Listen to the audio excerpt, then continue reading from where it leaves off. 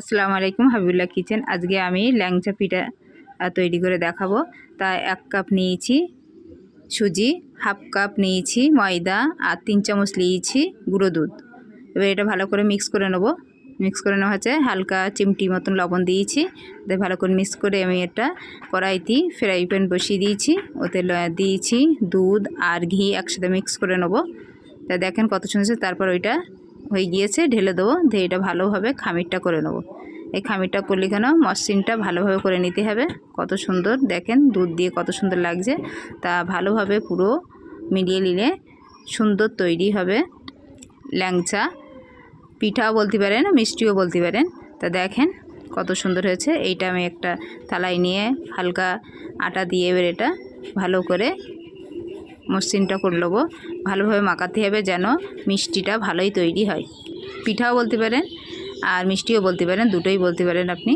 তা দেখেন কত সুন্দর আমার হয়ে গিয়েছে। এবার ছোটো ছোটো করে লইয়া করে নেবো। লেয়ারটা ছুরি দিয়ে ভালো করে ছোটো ছোটো করে পিস করে কেটে এবারে লইয়া তৈরি করব গোল গোল গোল গোল করে।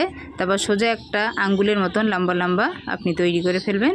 তা দেখেন সব কটা লইয়া তৈরি করা হয়ে গিয়েছে, কত সুন্দর লাগছে দেখতে। এবারে এরকম আঙ্গুলের মতন একটা একটা মোটো করে সব করে ফেলবেন, তাহলে ল্যাংচা তৈরি হয়ে যাবে আপনার। দেখেন আমার কমপ্লিট হয়ে গেছে। এবার চলে যাচ্ছি এটা ভাজতে। রিফাইন তেল দিয়ে দিয়েছি কড়াই, আর গরমও হয়ে গিয়েছে। সব কটা দিয়ে দিচ্ছি। আর যখনই আপনি ভাজবেন হালকা লাল লাল করে ভাজবেন, পুরো লাল করবেন না, তাহলে পুড়ে যাবে, বাদামি রং থাকবে। দেখেন কত সুন্দর দেখতে, ভালো লাগছে। মনে হচ্ছে কি একটা জিনিস, মনে হচ্ছে শুধুই খেয়ে নেই। তো দেখতেই পাচ্ছেন কত সুন্দর লাগছে। তা আরেকটা দিয়েছি, দেখেন এরকম হালকা বাদামি রং করবেন। তো আমার হয়ে গিয়েছে। আর আমার এখানে সবথেকে আমি এটা করা ছিল, আমার শিরাটা তৈরি করা ছিল। আপনি 1 কাপ চিনি দিয়ে হালকা পাতলা করে শিরাটা তৈরি করবেন। তো দেখেন কত সুন্দর হয়েছে আর কত দারুণও হয়েছে। এবারে এটা কেটে খেয়ে দেখছি কীরকম লাগছে।